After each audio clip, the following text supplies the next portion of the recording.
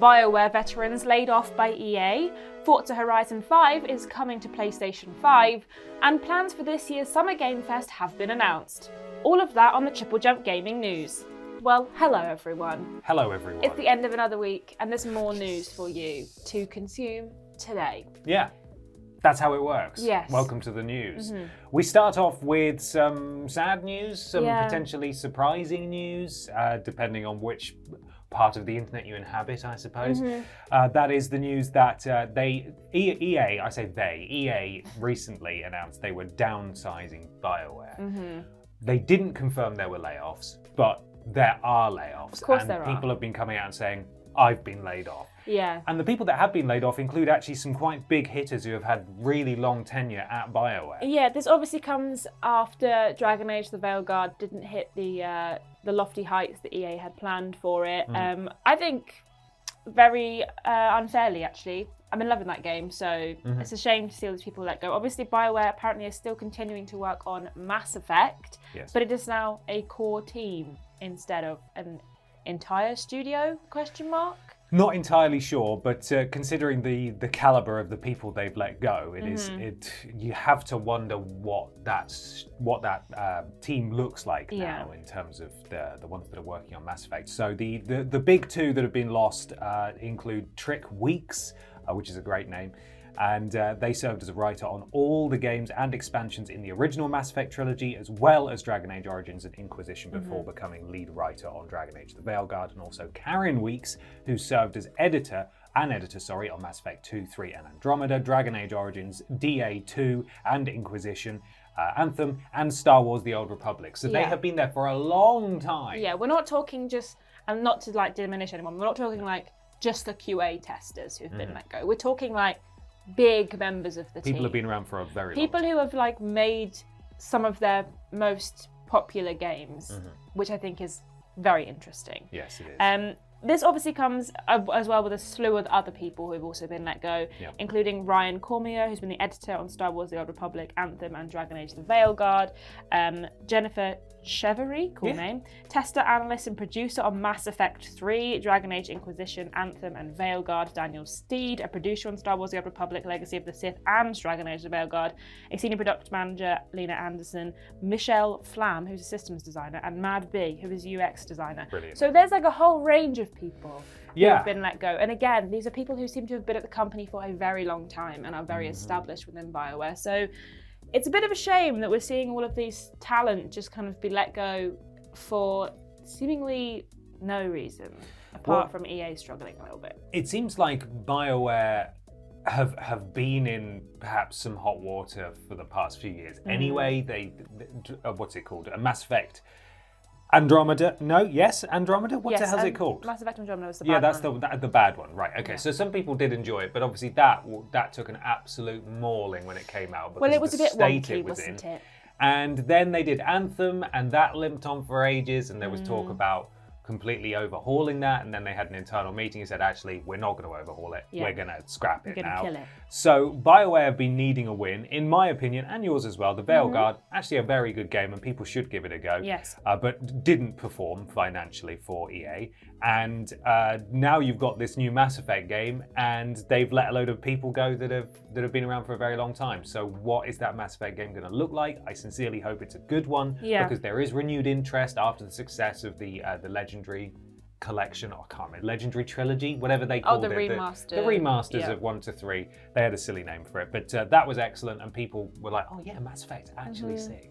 So hopefully this team isn't impacted too much, and obviously our thoughts are with the people who lost their jobs, and hopefully they get picked up by the studios soon. Yes, it's a big shame. Obviously, they've also lost the game director for Dragon Age: The Veilguard, Corinne Bush. Although she did, I think, leave on her own accord. But shortly after she left, everyone else got kicked out. So it's a shame. I'm hopeful that maybe we'll see the next Mass Effect come out and be really good. I'm hopeful that maybe we'll see some of these people finding their own spaces in other places, but obviously it's like a phoenix rising from the ashes. Yeah, obviously it's difficult given that there's so many people who currently haven't got jobs in the game industry. Yeah, absolutely. Well, moving on to some surprising but not so surprising news. The slew of formerly Xbox exclusives, or at least first-party titles coming to other platforms, continues now with, I think, probably the biggest one so far, which is Forza Horizon 5, lest we forget, 91% scoring on Metacritic on PC and 92% on Xbox. It's coming to PS5 this spring. Yeah. They announced that yesterday, kind of shocked people, but again, Phil Spencer has been reiterating in interviews recently that there is no hard limit to what they're going to be releasing on other platforms. In the wake of this, a lot more scuttlebutt about Halo coming to PlayStation as well in the future. But for now, at least, we're getting Forza Horizon 5 on PlayStation 5. It's being ported by Panic Button in collaboration with the original developer Playground Games. It's going to come with all the stuff, and the DLC packs will be available to buy separately. Yeah, so Playground Games have said that we're excited to see that Forza Horizon 5 community grow with new players on PlayStation 5, and we can't wait to see the creativity and skill these new creators, builders, and racers will put to our vibrant community. Crossplay will be enabled across PlayStation 5, Xbox, and PC, and new content update called Horizon Realms will also come to the PS5 version. So this is, I think it's very interesting. I think we've talked about this before with every new game that comes out from Xbox to PlayStation, but it's very interesting. We're starting to see this trickle in now in drips and drabs, but this is kind of a big splosh, I would say. Big old splosh. Forza, like you say, has been a Xbox first-party title and was an Xbox exclusive for a long time. So to see it jump to PlayStation 5 is very telling of what they're doing. It's interesting to see like what titles they're picking and when. Obviously, we've got Indiana Jones also potentially dropping on PlayStation 5 this spring as well. We've now got Forza Horizon 5. Obviously, we've also already got Hi-Fi Rush, Grounded, Sea of Thieves, and Pentiment, and Doom the Dark Ages, The Outer Worlds 2, Claire Obscura, Expedition 33. Yes. Yeah. And what was the other one? Oh, yeah. What was the other one that was announced last week? Ninja Gaiden 4. Oh, yes. That's also coming to PlayStation 5. Yeah, not published by Not Xbox, published by Xbox, though, but they did announce it. So they kind of, that's on their little radar. But it's interesting to see how many are making the jump over to PlayStation 5. And I do think that we're in the space of time now where we're going to see Xbox games launching on PlayStation 5, either after a timed exclusive or right away. Yeah. Is this the year that Halo comes to PlayStation? Don't know. Maybe. No one else is playing it, I don't think, so... Well, I'm playing it at home on my Xbox at the moment, so... You actually? Yeah, it's just me then. Oh, fun. Just me playing it. But I think it's a good place to release Forza as well, because Gran Turismo is obviously a long-running exclusive series on PlayStation, but you don't get those games very often at all. No. And the last one didn't blow the world away, I would say, and Forza Horizon has consistently been of a very high quality. Horizon's the open world one, isn't it? The one where you can travel around the areas. I quite liked, I think I played Forza Horizon 4 and I really enjoyed it on my Xbox. As a Game Pass, it wasn't an actual Xbox, but yeah, interesting. Well, we'll find out more soon, I will imagine, about what else is coming to what else. But for now, at least, look forward to Forza Horizon 5 if you're a PlayStation 5 player, because it's an excellent game. And this obviously follows the news this week, I think, as well, actually, that Microsoft was the biggest publisher last year, potentially last financial year. Not sure of the time frame, but certainly they just eked out EA in terms of the most amount of money spent on. Well, they own the most stuff, don't Well, they? they do. I mean, it would be weird if they weren't. And I think about 60-something% of that was on PlayStation consoles as well, that revenue. So this is clearly the strategy. It clearly is. So there we are. Yes. And finally, then, speaking of game announcements, the Summer Game Fest details have been announced by Geoff Keighley. Jeffrey Keighley. The 2-hour show will kick off on Friday, June 6th, which is 10 p.m. to midnight on GMT, or 5 to 7 p.m. Eastern. Is it European? It must be Eastern time. I thought there's only an S there, but there isn't one there today. Central, Isn't it EST? Normally Eastern Standard Time. Oh, that's a great question. I don't know. If it was European, it'd be an hour ahead of us. Yeah, that's true. But yes, so that's coming to a screen near you, but focusing out of Los Angeles, California, with a spectacular new video game announcements, surprises, and reveals. Yeah. But that's not all, is it, Ben? No, it is not. It'll be followed by the usual annual Play Days invite-only media event, which will run from the 7th to the 9th of June. And new this year is a business-to-business event curated by former gamesindustry.biz boss Christopher Dring. Bizboss. Bizboss, that is fun.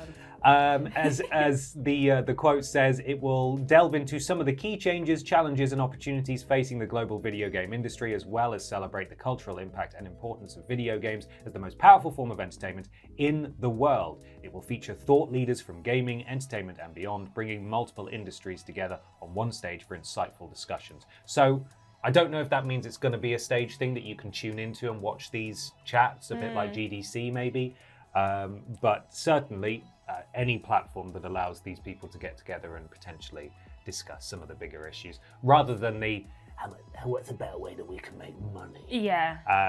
Perhaps addressing the layoffs and unsustainable budgets and things like that, and share technology and things. I think, it could be good, and potentially it could well be, thinking about it, trying to get in on what GDC has going every year. Yeah, maybe. I mean, I might be wrong, but wasn't there like a public play event last year? No. Was there not? This is the thing, because I think we talked about it at the time as well, because it was a bit misleading, because I think Jeffrey had implied that similar to E3, they were moving into a space where, yes, there would be a public thing where people can come and get hands-on and stuff. Yeah. But then it turned out that actually maybe it's just a stage show, and some of the publishers are having their own behind closed doors stuff going on around the same time. So as yet, it has not morphed into an E3 where there's a show floor that you can walk around and things like that. But, I was misled last year. I really thought they had a little. I thought they had like a little showroom of like some stuff. It's entirely possible that they did, but it wasn't. It's not where E3 It's not was. Geoff's. It's not Geoff's. Not really. But yes, you can get tickets as of this spring at summergamefest.com. We will, of course, be live reacting to it in June, but that is literally months away. Yes, it is. So lots of things hopefully coming out. GTA 6 will not be announced at Summer Game Fest. You never know. It won't. They're going to do their own thing. Someone will storm the stage and ask about it. Where is GTA 6? What is it? Yeah. Well, thank you so much for listening / watching. Let us know what you have thought about things we discussed today. You're going to play Forza Horizon 5 on PlayStation 5? Let us know. Yeah. Make sure to follow our social media for up-to-date stuff every single day. Check out the podcasts coming out on Saturday to hear us discuss things in a bit more detail. And stay cute, and we'll see you on Monday. Stay cute, everyone. Yeah. Have a lovely weekend. Enjoy the Royal Rumble. I got that in there. Oh, okay. She was just talking about how excited she is about wrestling. I didn't know it was happening. She loves wrestling. So. All right. See you next week, everyone. Bye.